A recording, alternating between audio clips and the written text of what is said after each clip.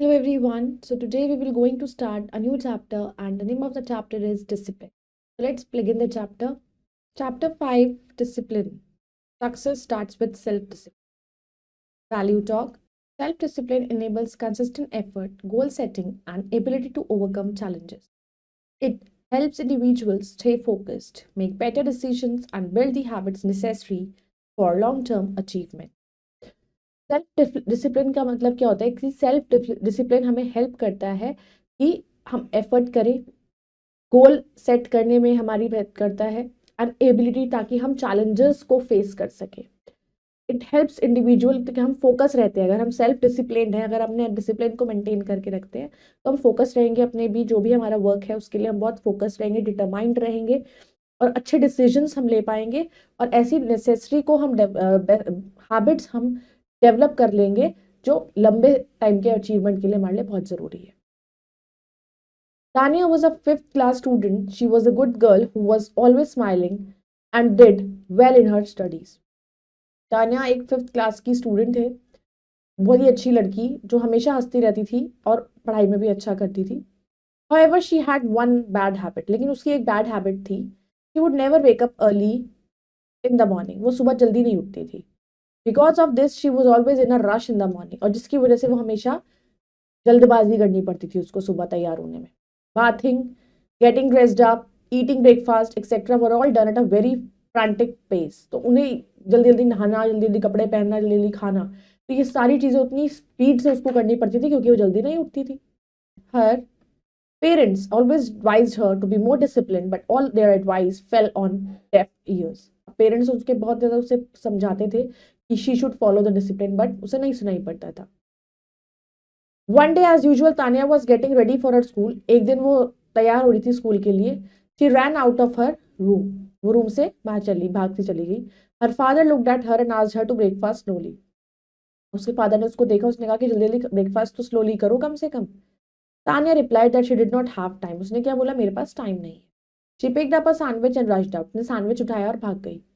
There were some potholes on the road. अब गड्ढे थे कुछ। Luckily a bus of the desired route came and she boarded it.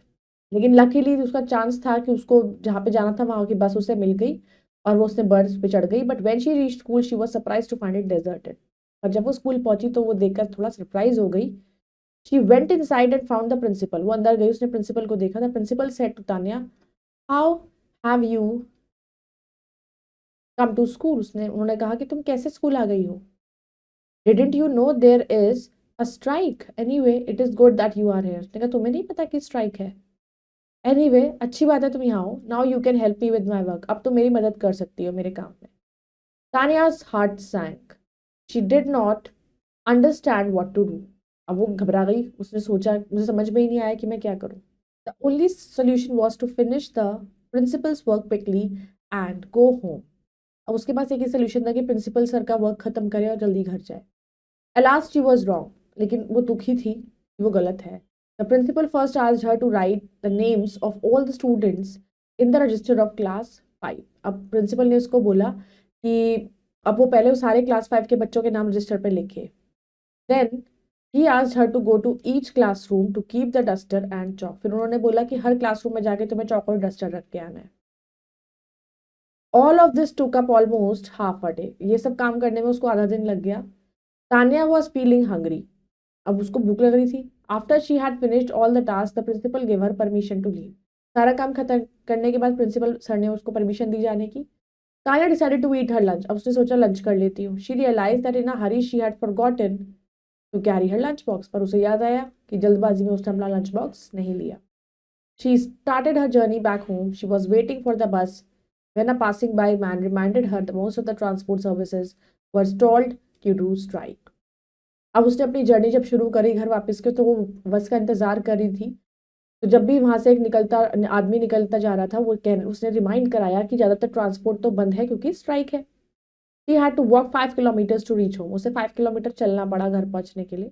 Ultimately Tanya reached home tired and hungry. Ultimately वो घर पहुंच गई थकी हुई भूखी। She saw her dad and asked him if he too went to the office and returned home. फिर उसने अपने डैड को देखा कि उनसे पूछा कि वो ऑफिस गए थे और वापस आ गए। Father replied, no I knew there was a strike. It was in the morning newspaper. उसने कहा मुझे पता था कि स्ट्राइक है, मैंने न्यूज़पेपर में देखा था। Tania could not believe it. She asked her father, you already knew that it was a strike and yet you did not stop me from going to school. Why? अब तान्या को विश्वास नहीं। उसने कहा कि जब आपको पता था कि स्ट्राइक है फिर भी आपने मुझे स्कूल जाने से नहीं रोका, क्यों? Her father replied, how could I stop you because you don't listen to anyone. उन्होंने कहा मैं कैसे रोक सकता हूँ, तुम तो किसी की नहीं सुनती। You were in such a Hari anyway, और तुम कितनी जल्दी में थी। Tanya realized her mistake. She apologized to her parents and swore to be more disciplined in the future. Tanya को अपनी मिस्टेक का रियलाइजेशन हुआ और उसने अपने पेरेंट्स से सॉरी बोला और अपोलोजाइज करा। उसने बोला कि मैं दोबारा ऐसा नहीं करूंगी। तो always remember, motivation gets you going but discipline keeps you growing. Motivation आपको आगे बढ़ने के लिए ज़रूरी है, लेकिन डिसिप्लिन आपको ग्रो करने के लिए बहुत ज़रूरी है। So the moral of the story is by being disciplined, one can avoid unnecessary stress and complications. तो अगर हम डिसिप्लिन रहते हैं तो हम unnecessary stress और complication से बच सकते हैं। Now let's do the exercise.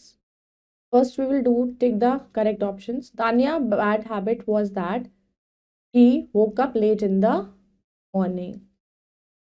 Why did Tanya reach home tired and hungry? Because she forgot her lunchbox and had to do extra work at school. And she had to walk 5 kilometers to get home. Tanya's parents always advise her to be more disciplined. Why was the school deserted when Tanya arrived? There was a transport strike.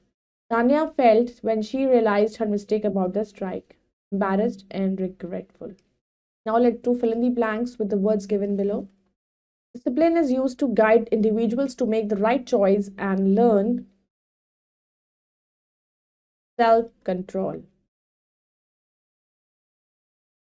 She would never dash early in the morning. Wake up. Because Tanya wake up late, she always in a dash in the morning hurry.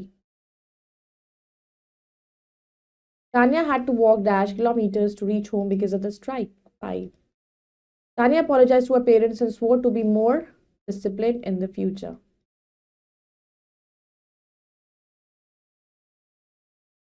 Now let's match the following. Discipline is the foundation of successful life. Tanya's bad habit kya thi? That she woke up late. Tanya's parents advised to be more disciplined. Result of being late, reached home tired and hungry. Principal asked for Tanya writing names in the class register. Reason for deserted school, transport strike. Now let's complete the words. The first is